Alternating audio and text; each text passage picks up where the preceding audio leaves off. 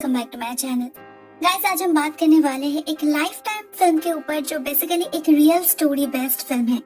इस फिल्म का नाम है क्लीवलैंड अबडक्शन। ये फिल्म 2015 में रिलीज हुई थी and this film is directed by Alex Kalamenos. IMDb rating है 6.7 आउट ऑफ 10। 89% गूगल यूजर ने इसे लाइक किया है। ये फिल्म बेस्ड है एरियल कैस्ट्रो किडनैपिंग्स के ऊपर, जहां एरियल नाम के एक व्यक्ति ने 11 सालों से 3 लड़कियों को बंदी बनाकर रखा था।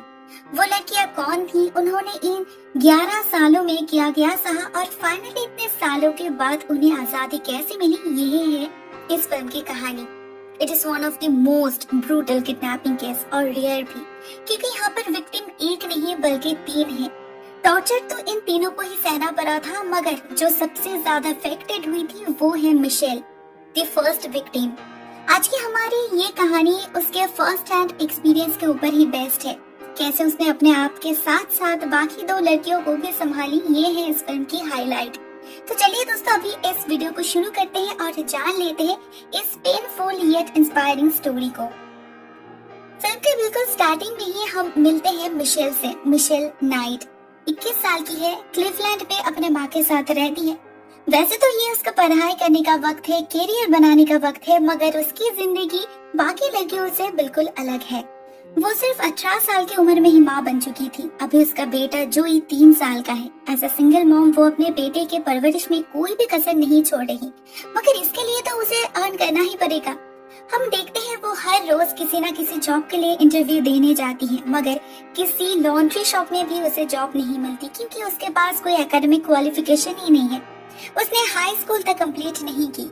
ऐसे ही एक दिन जब वो थक हार कर घर लौट रही थी, वो देखती है घर में उसकी मॉम नहीं है, बल्कि एक आदमी वहाँ पर बैठा हुआ है, वो भी ड्रंक हालत में। मे बी वो उसका जान पहचान का था तो मिशेल नहीं चिल्लाती, मगर अचानक से ही वो बंदा मिशेल को छेड़ने लगता है। जोई अपने माँ को बचाने जाता है तो ये आदमी उसे धक्का दे देता है, जिससे जोई गिर जाता है और उसके माथे पर चोट पहुँचती है। मिशेल उसी वक्त उसे लेकर हॉस्पिटल जाती है। जोई के घाव को देखकर डॉक्टर को शक होता है, तो वो एक सोशल वर्कर को कांटेक्ट करते हैं, क्योंकि उन्हें लग रहा था ये घाव सिर्फ गिरने से तो नहीं हो सकता, जरूर इस बच्चे को अब्यूज किया जाता है। मिशेल उस सोशल वर्कर को बहुत ज्यादा रिक्वेस्ट करती है अपने बेटे को वापस पाने के लिए, लेकिन ये भी सच है कि ना वो फाइनेंशियली स्टेबल है, ना वो जोई को सिक्योरिटी प्रोवाइड कर पाई है। अभी अगर उसे जोई को पाना है तो उसे कोर्ट में जाना पड़ेगा। कुछ दिन बाद हम मिशेल को अपने एक दोस्त एमिली के साथ बात करते हुए देखते हैं। उन दोनों की बातों से हमें पता चलता है नेक्स्ट वीक कोर्ट में हियरिंग है। होपफुली मिशेल को अपना बेटा मिल जाएगा। कुछ देर बात करने के बाद एमिली अपने पिता के साथ निकल जाती है और मिशेल भी घर की तरफ रवाना हो जाती है। कोर्ट जाने के दिन मिशेल के साथ उसकी माँ भी जाने वाली थी, मगर वो बाहर गई थी, लौटने में लेट कर देती है, तो मजबूरन मिशेल को भी अकेले ही जाना पड़ता है। वो निकल तो पड़ती है, मगर उसे आगे का रास्ता पता नहीं था। वो कुछ देर इधर उधर भटकती है और एक दुकान पर जाके पूछती है। उसे दुकान पर उसके साथ मुलाकात होती है एरियल कैस्ट्रो की, जो उसे लिफ्ट देने की प्रॉमिस करते हैं। मिशेल भी राजी हो जाती है, क्योंकि उसके पास समय बिल्कुल भी नहीं था और इस आदमी को वो जानती भी थी, ये एमिली का पिता है। वो दोनों दुकान से निकल पड़ते हैं। रास्ते पर एरियल उसे कहता है उसके पास कुछ पपीज है, तो क्यों ना मिशेल अपने बेटे के लिए एक पपी ले जाए। पहले तो मिशेल राजी नहीं होती, उसे देरी हो रही थी, लेकिन जोई सच में पपीज बहुत पसंद करता था, तो फाइनली वो राजी हो जाती है और एरियल उसे लेकर अपने घर जा पहुंचता है। घर के सामने एक डॉगी भी थी, तो मिशेल का कोई शक नहीं होता, लेकिन इसके बाद एरियल उसे सेलर पे ले जाता है और अचानक से उसके पीछे दरवाजा बंद कर देता है। अब जाके मिशेल को समझ आता है उसके साथ एक्चुअल में हुआ क्या, लेकिन तब तक बहुत लेट हो चुका था। एरियल उसका हाथ पैर बांध कर उसे एक वायर से बांध देता है और उसके मुंह पर पट्टी भी बांध देता है और उसे सीलिंग से लटका देता है। ऐसे बांधने से मिशेल को बहुत दर्द हो रहा था, लेकिन फिर भी ऐसे हालत में भी वो अपने बेटे के बारे में ही सोच रही थी कि अगर आज वो नहीं जा पाई तो जोई उसे फिर कभी नहीं मिलेगा। मिशेल एरियल को भी बहुत रिक्वेस्ट करती है, मगर वो उसे ऐसे हालत में ही छोड़कर घर से निकल जाता है। सुबह से शाम हो जाती है, मगर एरियल घर वापस नहीं आता। उधर मिशेल के कोर्ट में ना जाने के कारण सबको ये लगता है कि शायद मिशेल अपनी जिम्मेदारी से भाग गई है। इवन उसके माँ को भी यही लग रहा था। वैसे ही मिशेल के साथ उनकी रिलेशनशिप कुछ ठीक नहीं थी। मिशेल पहले एक गलती कर चुकी थी, तो उन्हें लगा शायद अभी वो उसी गलती से पीछा छुड़ाने की कोशिश कर रही है। इसीलिए जब वो रात भर नहीं लौटी, किसी ने उसे ढूंढने की कोशिश तक नहीं की। उधर 2 दिन तक वैसे ही सीलिंग से लटकने के बाद एरियल आकर उसे नीचे उतारता है। 2 दिन से उसने कुछ नहीं खाया था, उसे ब्रीदिंग प्रॉब्लम्स हो रही थी, मगर ऐसे हालत में भी एरियल उसे रेप करता है। उसे सीढ़ियों से खिसक कर नीचे बेसमेंट में ले जाता है, फिर से रेप करता है और एक पोस्ट से बांध देता है। ठीक उसी वक्त दरवाजे पर कोई नॉक करता है। ये लेडी एरियल की माँ थी, अपने बेटे के लिए खाना लेकर आई थी। एरियल जब उसे भगाने में बिजी था, मिशेल अपने आप को फ्री कर लेती है, मगर वो भाग नहीं पाती क्योंकि एरियल उसे बंदूक से डराता है।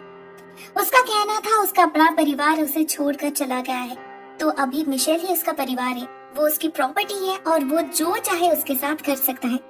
मिशेल उसे इमोशनली ब्लैकमेल करने की भी कोशिश करती है, मगर बदले में उसे और ज्यादा मार और फिजिकल पेन मिलता है। देखते देखते कुछ महीने बीत जाते हैं। क्रिसमस का समय था। हम देखते हैं अभी मिशेल की हालत और भी खराब हो चुकी है। इस ठंड में भी कभी नेकेड तो कभी सिर्फ आधा गारमेंट पहना कर ही रखता है। बिल्कुल एक जानवर की तरह उसे चेन से बांध कर रखता है। जब कभी उसे जरूरत पड़ती थी वो उससे इंटीमेट होता था और फिर उसे उसी हालत में छोड़कर निकल जाता था। इस कमरे में एक टीवी तो था, लेकिन इस कमरे में हर एक खिड़की और दरवाजा लॉक्ड थी। एरियल बहुत अच्छी तरीके से जानता था मिशेल को कोई नहीं ढूंढ रहा, वो यहाँ पर मर भी क्यों न जाए किसी को कुछ भी फर्क नहीं पड़ने वाला, लेकिन फिर भी वो हर एक दरवाजा और खिड़की पर अलार्म सेट करके रखता था। इसलिए जब कभी भी मिशेल यहाँ से भागने की कोशिश करती थी उसे पता चल जाता था। लेकिन एक दिन मिशेल को एक मौका मिलता है। इस घर में एरियल की बेटी एमिली अपने कुछ दोस्तों को लेकर आती है पार्टी करने। मिशेल बेड का हेड स्टैंड दीवार पर पटक पटक के बहुत शोर मचाती है जिससे कोई उसे सुने, मगर एरियल म्यूजिक ऑन कर देता है जिससे उसकी आवाज किसी के कान तक ना पहुंच पाए। बहुत दिन हो चुके थे। मिशेल रोज मार खाते खाते इस जीवन से एक प्रकार यूज्ड होने लगी थी, लेकिन उसने हिम्मत कभी नहीं हारी। इसी बीच एक दिन एरियल उसे एक पपी ला कर देता है, लेकिन उसके कुछ दिन बाद एक दिन जब मिशेल उस पपी को लेकर इस घर से भागने की कोशिश करती है तो उसे सजा देने के लिए एरियल उसके सामने ही उस पपी को मार डालता है। ये उसके लिए एक वार्निंग था, अगली बार इस पपी की जगह वो हो सकती है। असल में एरियल के लिए ये एक खेल बन चुका था। वो इतना ज्यादा ओवर कॉन्फिडेंट हो चुका था कि वो फिर से 9 महीने बाद और एक लड़की को किडनैप करता है। इस लड़की का नाम है अमांडा बेरी। वो एक 17 साल की लड़की थी जिसे वर्क प्लेस से लौटते वक्त एरियल ने लिफ्ट देने के बहाने किडनैप किया था। वो इन दोनों को अलग अलग कमरे में रखता था, चेन से बांधकर। मिशेल अमांडा से बात करने की बहुत कोशिश करती थी, मगर ये लड़की तो सिर्फ रोती ही रहती थी। मिशेल टीवी पर देखती है पुलिस अमांडा को ढूंढ रही है। उसके पेरेंट्स, नेबर्स, फ्रेंड्स सभी मिलकर उसके लिए अपील कर रहे हैं। उसके लिए कैंडल लाइट रैलीज भी रखी जा रही है, मगर उसके लिए तो ये सब कुछ भी नहीं हुआ था। इवन कोई उसकी मिसिंग रिपोर्ट तक दर्ज नहीं की थी। मिशेल अमांडा के लिए दुखी तो थी, मगर कहीं न कहीं उसे ये सब न्यूज देखकर दुख भी पहुंचता था। और कुछ महीना बीत जाते हैं और एक दिन मिशेल को पता चलता है कि वो प्रेग्नेंट है। जब एरियल को इस बात का पता चलता है तो वो उसके पेट पर एक भारी डंबल से वार करता है जिससे मिशेल का मिसकैरेज हो जाए। इससे मिशेल को कितनी तकलीफ हुई, कितना दर्द सहना पड़ा उससे एरियल का कुछ भी फर्क नहीं पड़ रहा था। बस उसे ये बच्चा नहीं चाहिए था। जैसे ही वो रिकवर करती है एरियल उसे काम पर लगा देता है। वो एक कारपेंटर था तो मिशेल को उसे हेल्प करना पड़ता था। ऐसे ही एक दिन जब वो बाहर काम कर रही थी वो एक पड़ोसी को देखकर इशारे में मदद मांगती है, मगर वो पड़ोसी एक एज्ड आदमी थे तो उन्हें शायद कुछ समझ ही नहीं आया होगा। डे बाय डे मिशेल की हालत खराब होती जा रही थी। खाना तो उसे कभी कभार ही मिलता था, मगर मार उसे रोज ही खाना पड़ता था।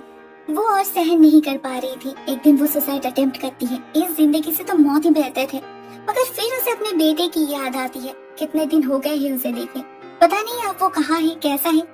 उसके बारे में सोचकर मिशेल अपने आप को रोक लेती है। उसे गॉड पर भरोसा था, कितना भी लेट क्यों ना हो उसे विश्वास था वो यहाँ से जरूर निकलेगी।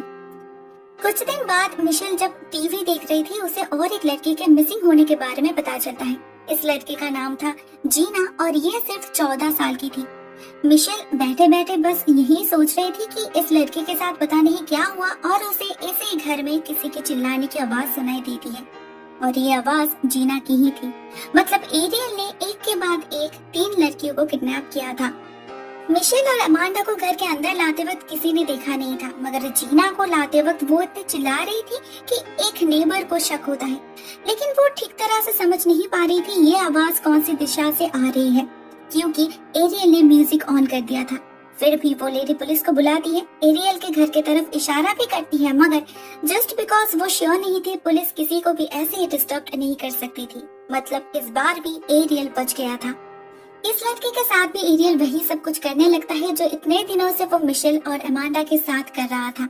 जीना से मिशेल को पता चलता है कि वो असल में एरियल की छोटी बेटी की क्लासमेट है, इसीलिए उसने लिफ्ट ली थी। मतलब एरियल अभी अपनी बेटी की उम्र के लड़कियों को भी नहीं छोड़ रहा था, इतना नीचे गिर गया था वो जीना और मिशेल को एक साथ रखता था, उन दोनों का बाल भी काट दिया था, लेकिन अमांडा को वो हमेशा अपने साथ ही रखता था। शायद वो वीक थी इसलिए, शायद उसका हर बात मानती थी इसलिए। जीना के लिए भी मीडिया में न्यूज टेलीकास्ट होने लगी थी। उसकी पेरेंट्स कैमरा के सामने आकर अपने बेटी के लिए दुआ मांग रहे थे। उसके लिए भी कैंडल लाइट रैलीज पर कई सारे लोग चल रहे थे, जगह जगह पर पोस्टर्स लगाई गई थी, और ये सब कुछ घर बैठे जीना देख पा रही थी।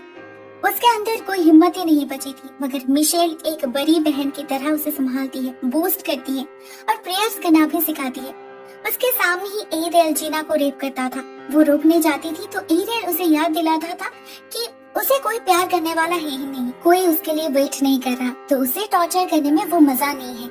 ऐसे ही कुछ दिन और बीत जाते हैं और एक दिन मिशेल और जीना टीवी पर देख पाते हैं कि अमांडा की माँ की मौत हो चुकी है। वो बेचारी अपनी बेटी के लिए ही रोते रोते मर गई, और मिशेल की माँ मिशेल भाग गई है ये सोचकर फ्लोरिडा में जाकर शिफ्ट हो गई है। ये चीज मिशेल को बहुत तकलीफ देती है। इसके कुछ दिन बाद उन्हें पता चलता है अमांडा प्रेग्नेंट है, और इस बार एरियल ये बच्चा चाहता था।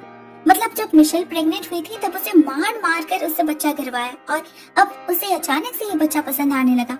खराब तो उसे भी बहुत लग रहा था, बट सहन करने के सिवा उसके पास और कोई उपाय ही नहीं था। देखते देखते 9 महीने बीत जाते हैं और एक रात अमांडा एक बहुत ही प्यारी सी बेटी को जन्म देती है। उसकी डिलीवरी भी मिशेल को ही करनी पड़ती है, वो भी गन पॉइंट पे। ये लड़की बड़ी हो रही थी, अमांडा को थोड़ा बहुत एक्सपोजर मिल रहा था, मगर मिशेल और जीना की जिंदगी पहले जैसी ही थी। वही सड़ा हुआ खाना, कभी कभी नहाने का मौका। मिशेल के प्रति एरियल का बिहेवियर जैसे कुछ ज्यादा ही रूड होने लगा था। वो उसे सबसे कम खाना देता था, वो भी 4 दिन पहले का, और उससे काम भी बहुत ज्यादा करवाता था। शायद वो पुरानी हो चुकी थी इसलिए। अमांडा की बेटी को देखकर उसे जोई की याद आती थी। इतने साल बीत चुके थे, जोई अभी काफी बड़ा हो गया होगा। मिशेल हर साल उसके जन्मदिन पर एक कागज दीवार पर लगाती थी, जिससे हमें पता चलता है उन्हें यहाँ पर रहते रहते 7 साल बीत चुके थे। अमांडा की बेटी भी बड़ी हो रही थी और वो सब लोग एक परिवार की तरह ही रहने लगे थे। मतलब एरियल के लिए तो ये एक परिवार ही था, लेकिन उन तीनों लड़कियों के लिए ये घर किसी नरक से कम नहीं था। उन्हें बस एक मौका चाहिए था इस नरक से निकलने के लिए। जब अमांडा की बेटी 6 साल की हुई तब एरियल एक दिन एक गलती कर देता है। वो घर से बाहर जाते वक्त दरवाजा बंद करना भूल जाता है और ये अमांडा की बेटी देख लेती है और वो अपने माँ को जाकर बुलाती है। पहले तो अमांडा को लगा था ये जरूर उसका कोई चाल होगा, वो बाहर ही वेट कर रहा होगा क्योंकि इससे पहले भी उसने ऐसा कर चुका है। मगर टू हर सरप्राइज वो पाती है ये कोई चाल नहीं है, एरियल सच में भूल गया है। वह अपनी बेटी को लेकर उसी वक्त घर से निकल आती है और चिल्लाकर मदद मांगने लगती है। उसके आवाज से सब नेबर्स घर से बाहर निकल आते हैं। पुलिस को बुलाई जाती है और पुलिस आने पर मिशेल और जीना को भी रेस्क्यू किया जाता है। मिशेल तो पहले बिलीव ही नहीं कर पा रही थी, मगर जब उसे एहसास होता है तो वो सबसे पहले अपने बेटे के बारे में पूछती है। लेकिन उससे पहले उन तीनों को हॉस्पिटलाइज करना पड़ता है। वो लोग ट्रॉमाटाइज्ड थे और मैलनरिश्ड भी। लेकिन मिशेल की हालत कुछ ऐसी हो चुकी थी कि उसे आदमियों से नफरत होने लगा था। इवन किसी मेल डॉक्टर और नर्स को भी वो अपने पास आने नहीं दे रही थी। इवन कोई उसे नैपकिन देने भी जाए तब भी वो चिल्ला रही थी। हम अमांडा और जीना को भी देखते हैं, उन्हें उनका परिवार फुल सपोर्ट कर रहे हैं, लेकिन मिशेल के साथ कोई भी मिलने नहीं आया। फाइनली उसे एक ऑफिसर से पता चलता है उसका बेटा जब 4 साल का था तब एक परिवार ने उसे अडॉप्ट किया था और अभी वो लोग नहीं चाहते उसे अपने बायोलॉजिकल मदर के बारे में कुछ भी पता चले। सरकार की तरफ से उसे एक घर प्रोवाइड किया जाता है और कंपेंसेशन भी। वो कोर्ट में जाकर सबके सामने अपनी लाइफ स्टोरी बताती है और एरियल कैस्ट्रो के लिए लाइफ इम्प्रिजनमेंट की मांग करती है। एंडिंग में हमें पता चलता है एरियल कैस्ट्रो को 1000 साल की सजा हुई थी, मगर जेल में 1 महीना बिताने के बाद ही उसने सुसाइड कर ली। दूसरी तरफ मिशेल, अमांडा और जीना एक नए जीवन के साथ आगे बढ़ रहे हैं और अभी फॉर्चुनेटली मिशेल के पास उसकी बेटी की एक फोटो भी है। इस फिल्म की कहानी रियलिटी से डायरेक्टली अडॉप्टेड है, तो रियलिटी वही है जो इस फिल्म में दिखाई गई है। एरियल कैस्ट्रो ने 2002 से 2004 के बीच मिशेल नाइट, अमांडा बेरी और जॉर्जिना डेजेसूस नाम के 3 लड़कियों को किडनैप करके अपने घर में कैद रखा था 2013 तक। 10 साल तक क्लीवलैंड के उस घर में कैद रखने के बाद वो लोग उस घर से निकले जब अमांडा की बेटी 6 साल की हो गई थी। इसके बाद बस कुछ ही घंटे के अंदर पुलिस एरियल कैस्ट्रो को अरेस्ट कर लेते हैं। उन तीनों को बिल्कुल जानवर की तरह ट्रीट किया जाता था। रेप, टॉर्चर ये तो आम बात हो गई थी उनके लिए। एक अंधेरे कमरे में बंद रहना पड़ता था उन्हें, जहाँ वो लोग ये सोचकर डरते थे कि कब वो जानवर वापस आएगा और फिर से उन्हें मार खाना पड़ेगा। उन्हें दिन में 1 बार खाना मिलता था, वीकली 2 बार नहाने का मौका मिलता था और प्लास्टिक टॉयलेट यूज करना पड़ता था जो रेगुलरली क्लीन किया नहीं जाता था।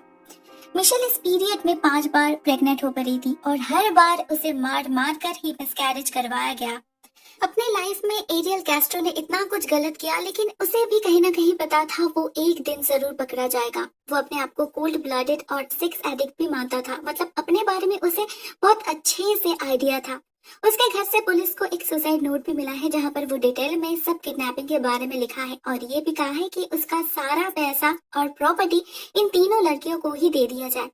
आपको अगर इस केस के बारे में डिटेल में पता करना है तो मैं एक लिंक डिस्क्रिप्शन बॉक्स में डाल दूंगी, चाहो तो चेक कर सकते हो।